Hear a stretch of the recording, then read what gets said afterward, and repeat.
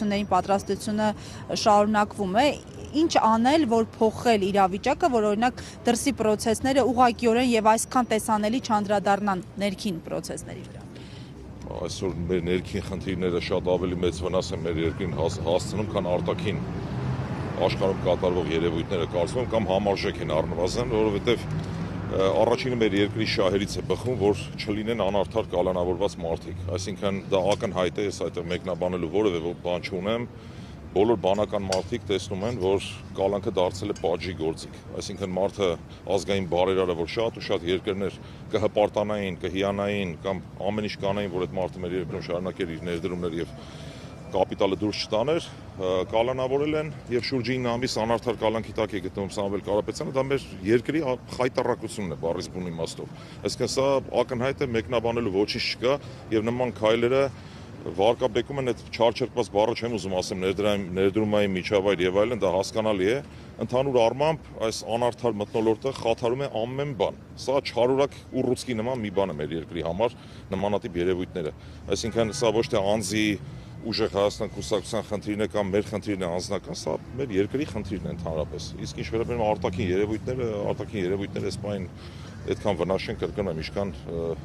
ապօրինի կալանավորված մարդկանց առկայությունը մեր երկրում եւ այլն։ Իսկ ինչ ակնկալիք ունեք դատարանին, որտեղ երիտասարդ դատավոր Վարդգես Ստեփանյանը քննելու այս գործը։ Գիտեք, ընդհանրապես ես հակված եմ լավատես լինել եւ կարծում եմ մեր ազգի մեջ չեն վերացել արդար դատավորներ եւ հույս ունենք, որ ամեն ինչ նորմալ կլինի։ Վատատես չեմ ամեն դեպքում, հույս ունեմ, որ ամեն ինչ նորմալ կլինի։ Իսկ Փաշինյանի վախի մասին չի խոսում, այն որ արտաքին հետախուզության ծառայության հայտարարությունը, որ այլ երկրներում ինչ որ ձև ազդում է մեր ընկերությունների։ Բնականաբար այո, որովհետեւ եթե չլինի վախ, ինչու պետք է մարդուն անարդար կերպով պահեն կալանքի տակ։ Այսինքն, եթե որևէ անձ մրցակից վտանգ չի ներկայացնում, նման քայլերի չեն դիմում։ Սա այնքան ակնհայտ է, որ մեկնաբանելու բան չկա, իրավաբանություն չկա սրա հիմքում։ Հետևաբար սա ոչ այլ ինչ է, քան վախի դրսևորում, ուրիշ ոչինչ։ Ըստ ձեզ, ում է ուղղված արտաքին հետախուզական ծառայության այդ հայտարարությունը եւ արդյոք այս հայտարարությամբ իշխանությունը փորձում է փող պատրաստել ընդդիմության, մասնավորապես ուժեղ Հայաստանի նկատմամբ որևէ գործողությունների դիմել։ Անկեղծ ասած չեմ կարող մեկնաբանել, ում է ուղղված, ինչ է ուղղված, նորից եմ կրկնում, փորձենք լավատեսությամբ տրամադրվել։ Մեր նմանատիպ քայլերը նաեւ մեր հանրությանը ուշքի բերելու միտում ունեն, այն հատվածի մասին է խոսքը, որոնք դեռևս չեն գիտակցում ինչ է կատարվում, եւ երբ որ հանրության լայն շերտեր կիսեն մեր կարծիքը, ավելի ընդգրկուն դառնա այս process-ը, այսինքն բանական մարդկանց քանակը ավելանա, բնականաբար որևէ մեկը որևէ բան չի կարող անել անարդար, ապօրինի եւ այլն եւ այլն։ Թե ում է ուղղված, ապրենք կտեսնենք, չգիտեմ, չեմ կարող ասել։ Շնորհակալություն։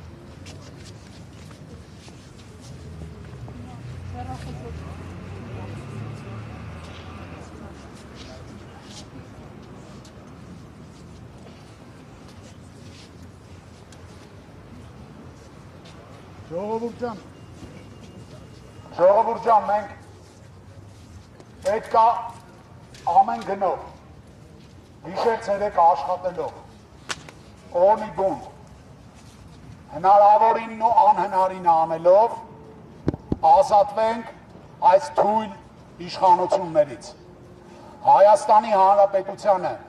հայ ժողովրդին, հայ մարդուն, հայ զինվորին պետք չէ թույլ ղեկավար։ Մենք հրաժարվում ենք այդ թույլ իշխանություններից եւ ունենալու ենք հունիսի 8-ից ուժեղ Հայաստան, ուժեղ ղեկավար, որտեղ յուրաքանչյուր հայ կապրի արժանապատիվ, որտեղ յուրաքանչյուր զինվոր կլինի պաշտպանված, որտեղ ոստիկանները ստիպված չեն լինի գիշեր ու զոր պաշտպանել կառավարության շենքը, չգիտեմ ինչից, չգիտեմ ումից, հայ ժողովրդից։ Ոստիկանները պետք է կատարեն իրենց աշխատանքը։ Հայաստանում աճում են հանցագործությունները, Հայաստանում ահռելի տեմպերով աճում է թմրամոլությունը։ 13-14 տարեկան երեխաները արդեն գրանցված են հիվանդանոցներում որպես թմրամիջոց օգտագործողներ։ Այս տղերքի գործը այդ է, երկրում պահպանել օրինականություն, ոչ թե պաշտպանել շենքը կառավարության, հայ ժողովրդից։ Հունիսի 8-ից հետո Հայաստանում յուրաքանչյուր մարդ զբաղվելու է իր գործով, յուրաքանչյուր մարդ ստեղծելու է, արարելու է, իր նպաստն է բերելու, որ մենք ունենանք ուժեղ Հայաստան։ Յուրաքանչյուր ուժեղ,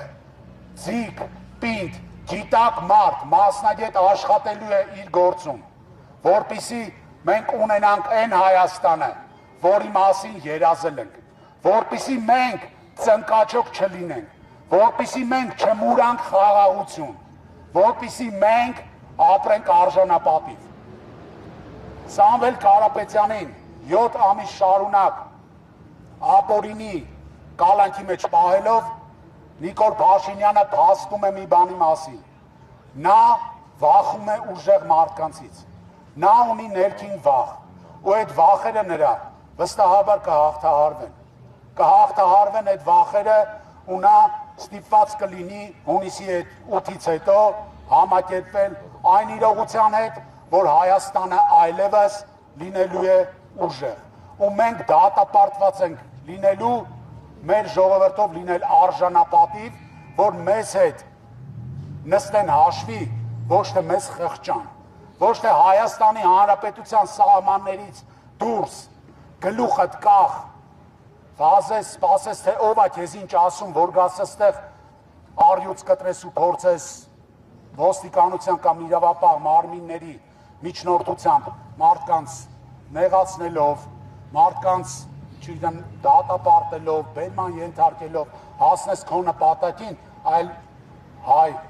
ազգը, հայ մարդը ապրի արժանապատիվ։ Մենք բերելու ենք այդ Հայաստանը։ Ուժեղ Հայաստան վստահաբար լինելու է։ Ազատություն Սամվել Կարապետյանին։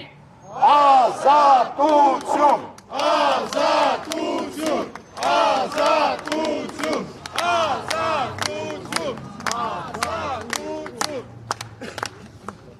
Հաջորդ վարչապետ Սամվել Կարապետյանը վերջ է դնելու այն բոլոր խնդիրներին, որոնց մասին այսօր այստեղ խոսեցինք եւ քաղաքի տարբեր մասերում խոսվում է, որովհետեւ կա պարզ ճշմարտություն,